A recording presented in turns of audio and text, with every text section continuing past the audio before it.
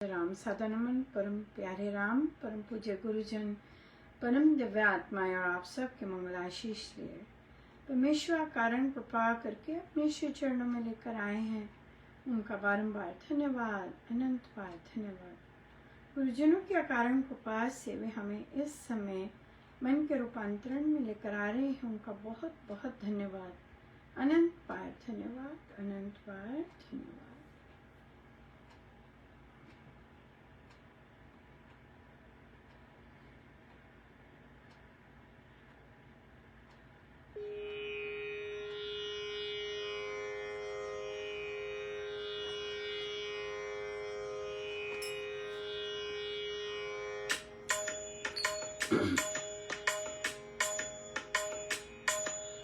भज मन मेरे आठों राम, राम राम राम राम राम राम। भज मन मेरे आठों राम, राम राम राम राम राम राम। भज मन मेरे आठों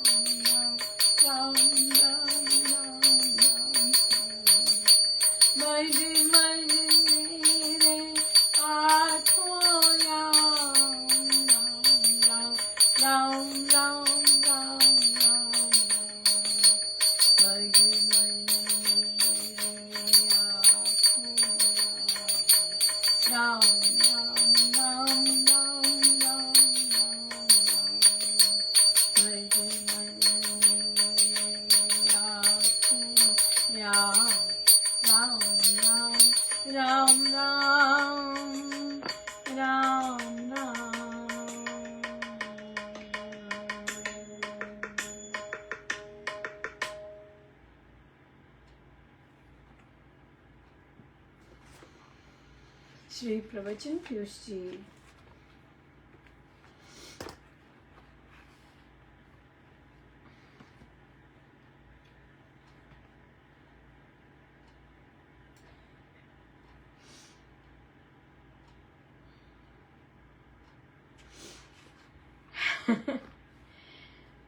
पेज 29।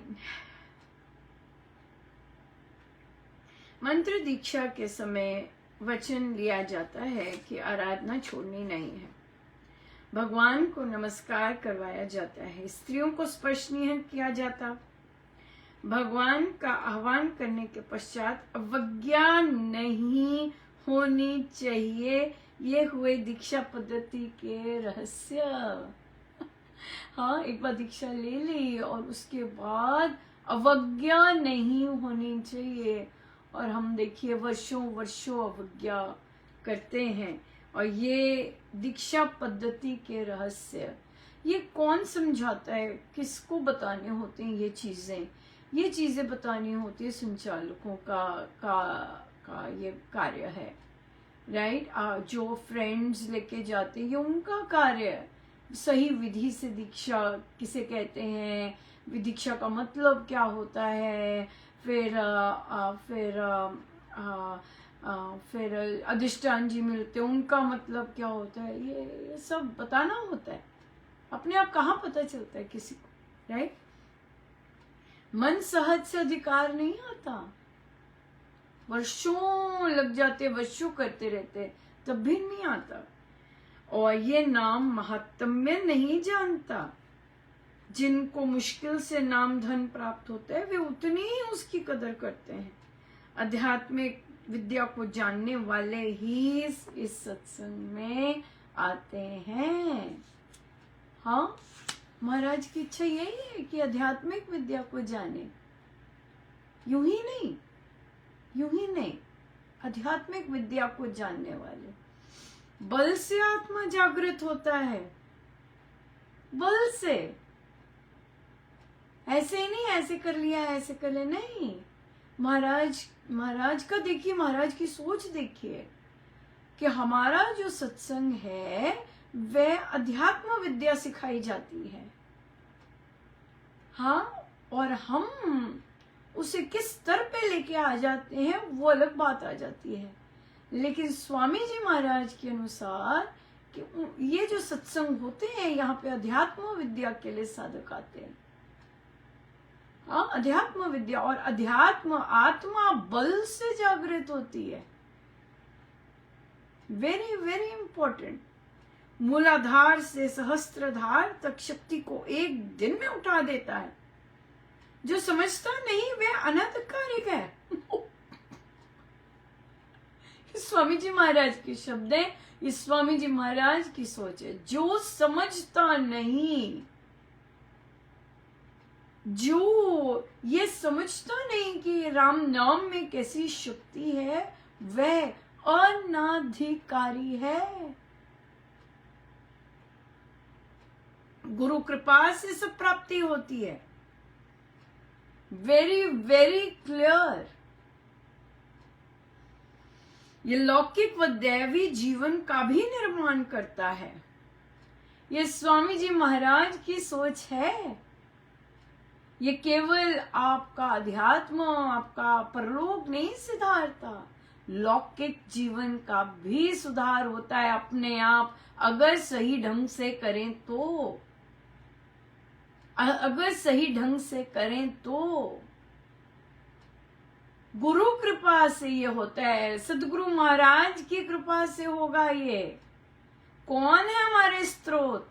सदगुरु महाराज है हमारे स्रोत, स्वामी जी महाराज हैं जहां से हमें मिलना है सब, राइट। सो इसलिए उनकी शिक्षाओं की अवज्ञा से कुछ नहीं मिलने वाला। Very very clear. अगर उनकी जो शिक्षाएं हैं उसके विपरीत चलते हैं, बिल्कुल साफ क्लियरली लिखा है, आप स्वयं पढ़ सकते हैं आराम से, पेज 29-30 पर। स्वामी जी महाराज, संत लोग, दे डोंट मिन्स वर्ड। उन्हें किसी को रिझाना नहीं होता, किसी को बटर नहीं लगाना होता, किसी की फीलिंग्स हर्ट हो ऐसे शब्द नहीं कहने होते, सीधा स्पष्ट सत्य बोलते हैं। हाँ, कौन अधिकारी है कौन अनाधिकारी है, गुरु कृपा से सब मिलता है। या सो देखिए, ये लौकिक व दैवी जीवन का भी निर्माण करता है। नाम आराधन करने वाला हृदय में साम्य रखे, न जीने की कामना न मरने की। वे स्वप्न में भी संशय न लाए कि कोई और देव है जो उसका कल्याण कर सकता है। हाँ, सपने में भी ना आए कि कोई और मंत्र मेरा कल्याण कर सकता है, कोई और गुरु मेरा काम कर सकते हैं, राइट। कई होते बोलते हैं कि नहीं नहीं नहीं नहीं कोई बात नहीं है, राम नाम मंत्र है ना, लेते जाओ, पर इस सत्संग में आया करो। क्यों?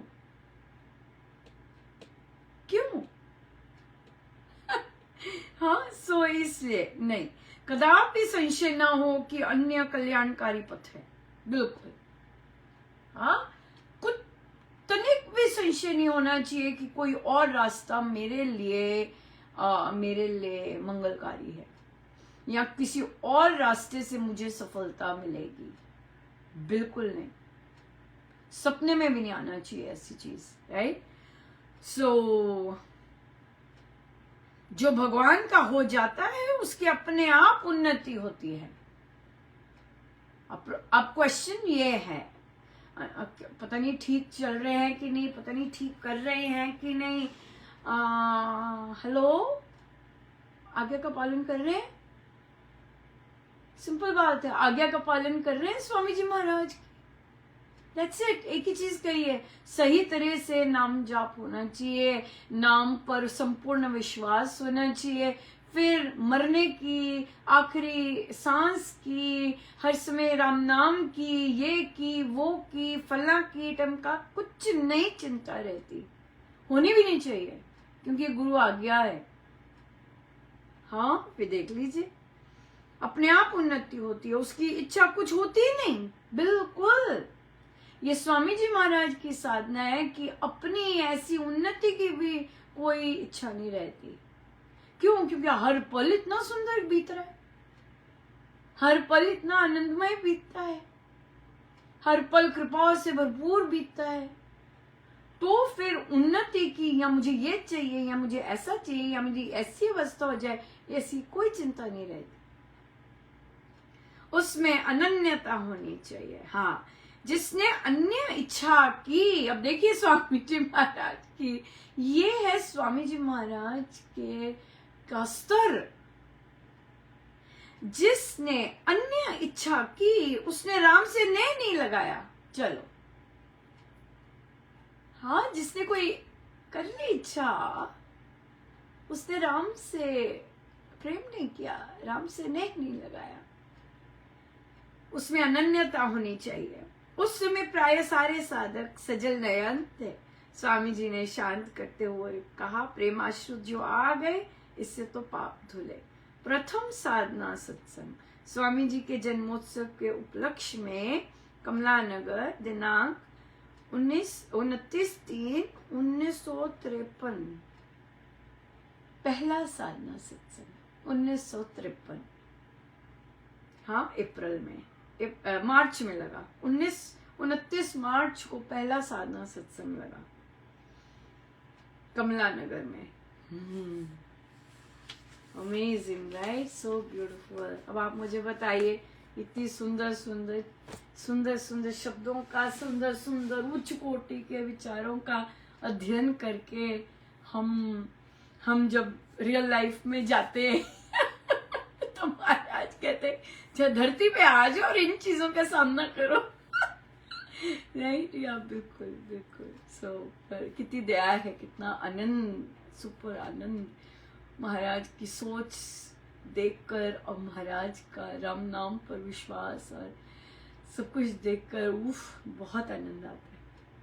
सो हमारे पास प्रश्न आया, पक्षपात कि प्रश्न आया कि भाई, हम अगर अपने सत्संग में देखते हैं कि हमारे जो संचालक हैं, जो कि प्राय सिफारिशी लोगों को देते हैं, अपने जो उनके प्रिय होते हैं, बेसुरा गा रहे होते हैं, तो हमें क्या कहना चाहिए?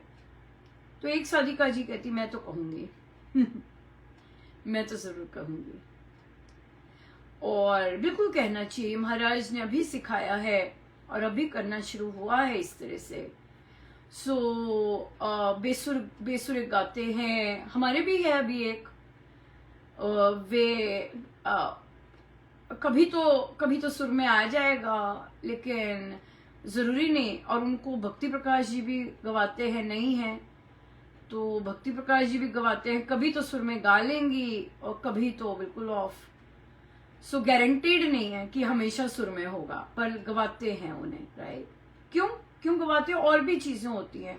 क्यों? क्योंकि आपने जो संचालक जी को नहीं पसंद, उनके विरुद्ध कोई बात, जो इंसान संचालक जी को नहीं पसंद, उसके विरुद्ध जब आपने कोई बात की होती है, तो आपको पंप अप करने के लिए, एक लॉलीपॉप देने के लिए, गुड जॉब करने के लिए आपको दे दी जाती है ड्यूटी।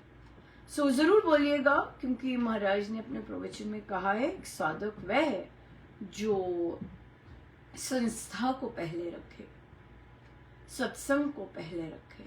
बिल्कुल। सो अपने सत्संग को और बेहतर करने के लिए जरूर कहिएगा। हमने किया यहाँ पर और बहुत अच्छा रिजल्ट आए। काम तो बार बार ही कहना पड़ता है, क्योंकि मन नहीं करता।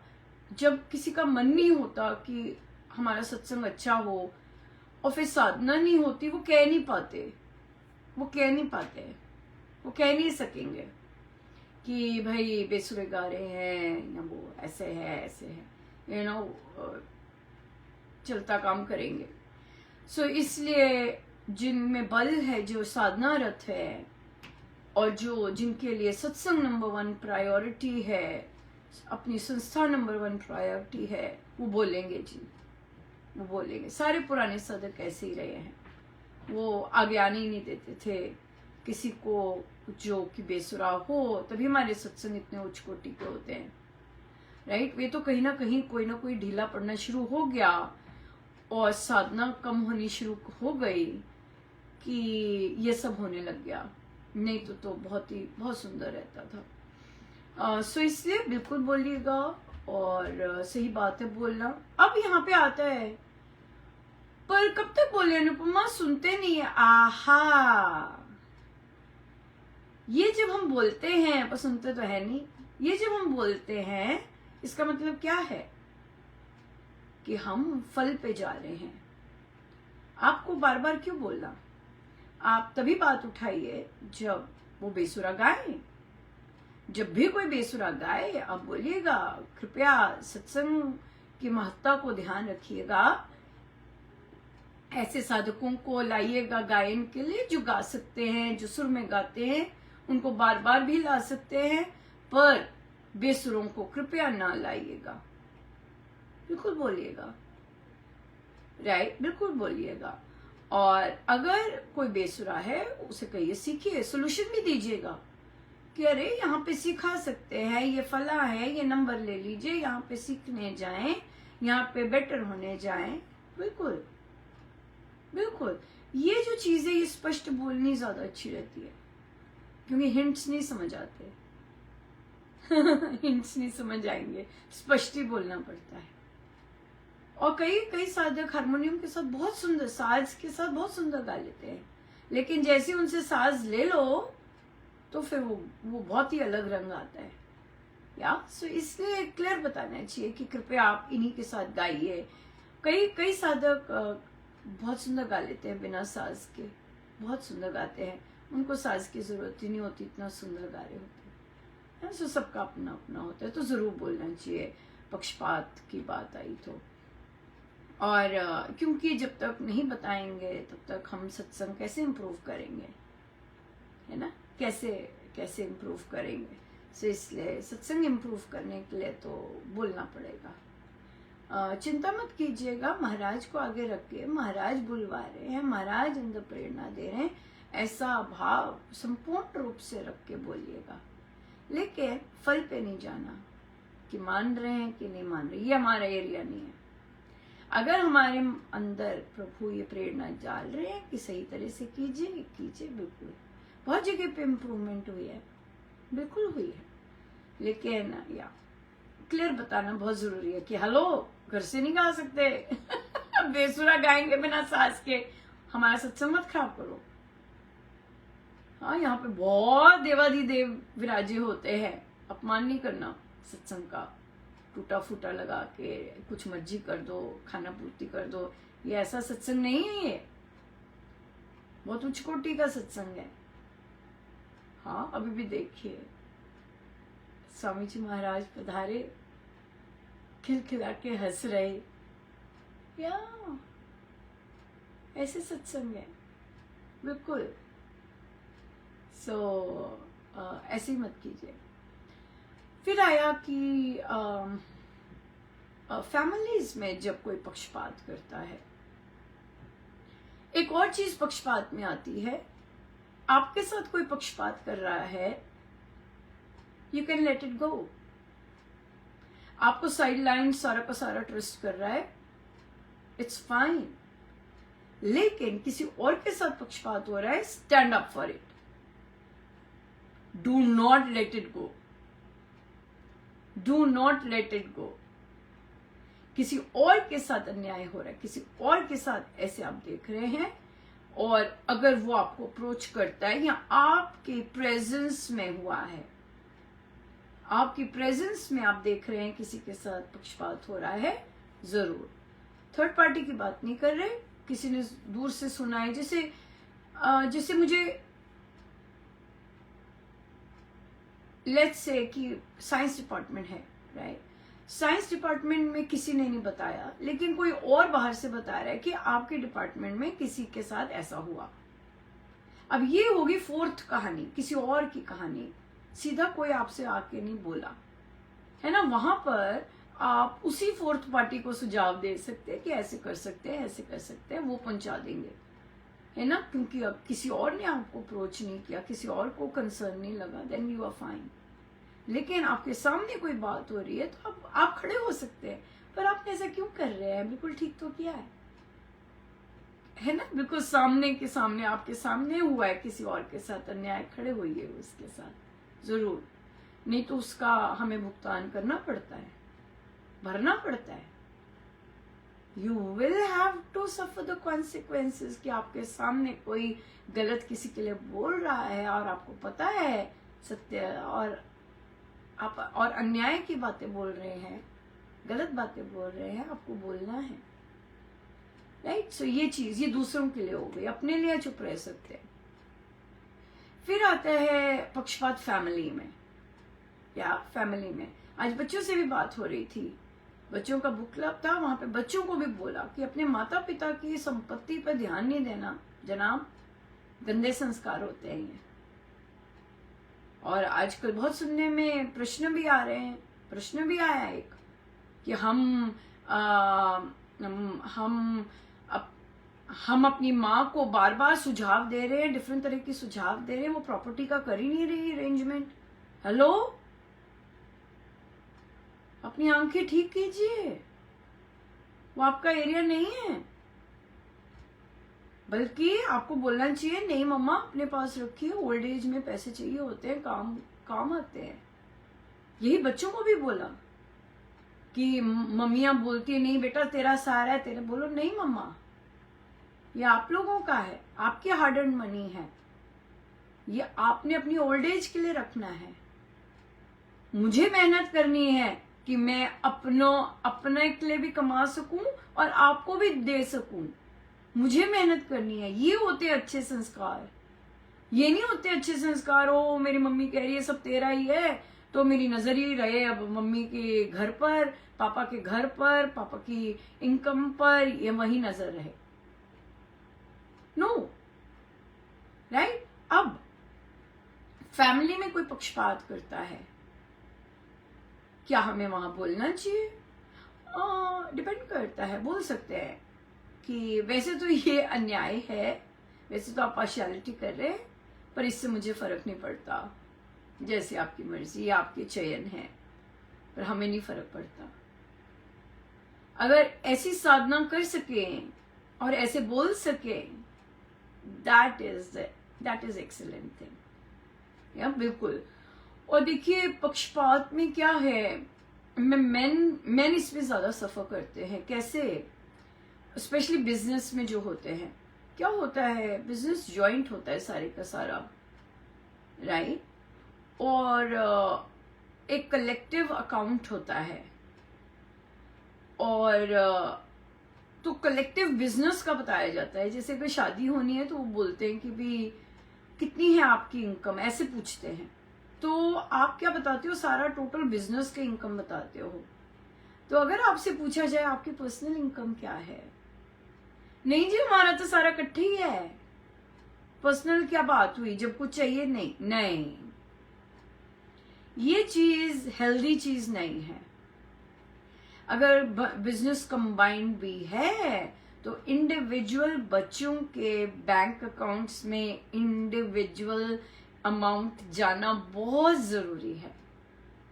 तभी बहुत सारे बिजनेसेस में जो वाइफ्स होती हैं, अगर वो कहीं बाहर जाना चाहती हैं, अगर वो कहती है नहीं मम्मी पापा को ऐसे है, मम्मी पापा को ऐसे है, नहीं हमारा खर्चा ऐसे चल रहा है, वो सारा कंबाइन चल रहा होता है, as a result of which आप अपने लिए कुछ नहीं निकाल सकते। सो जो बहुत सारे जो मेल लोग हैं वो इस कंबाइंड बिजनेस के कारण उनके घरों में डिस्कॉर्ड रहेगा। क्यों? क्योंकि आपकी अपनी पर्सनल आमदनी कुछ नहीं आ रही, right? It is all families. हाँ, फैमिली कहीं फंस गई है, उसे निकालने में सारा पैसा वहीं जाएगा। आप देखेंगे आपका अपना पर्सनल बैंक अकाउंट में कुछ नहीं है। सो ये चीज़ें बहुत ध्यान रखने की होती है, स्पेशली जब हम आजकल गर्ल्स आर वेरी अवेयर, बहुत अवेयर होती हैं, और इसलिए वे आपसे पूछेंगी कि आपकी पर्सनल इनकम कितनी है इस सारे बिजनेस में, आपके हिस्से कितना आता है, कि आप मुझे उस हिस्से में से कुछ दे पाएंगे। अगर आपका अपना बैंक अकाउंट नहीं है, आप बस ऊपरी बातें करते हैं, आप कुछ नहीं दे पाएंगे। क्यों? क्योंकि सब कुछ फैमिली का है, आप नहीं निकाल पाएंगे कुछ भी, राइट?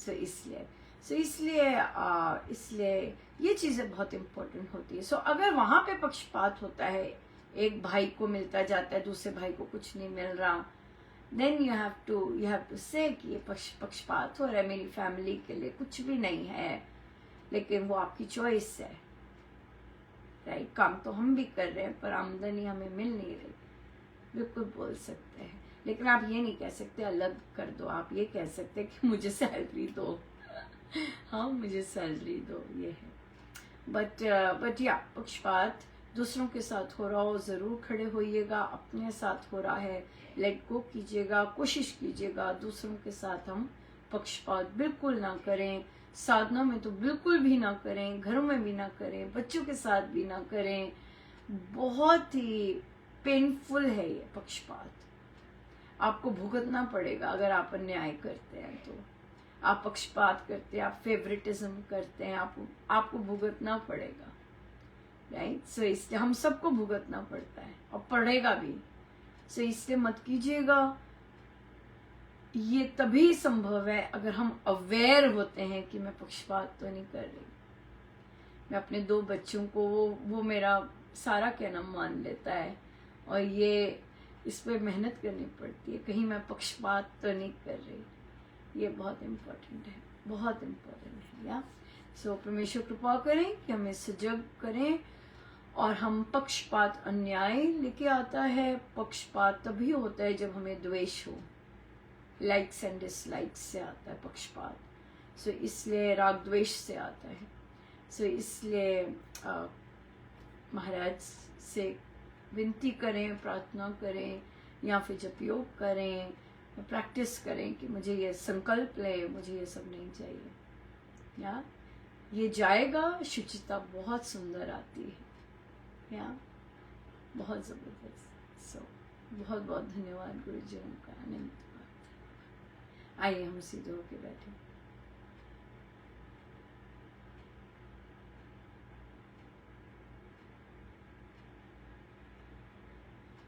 सब गुरुजनों का उनके श्री श्री चरणों में जय जय राम, जय जय।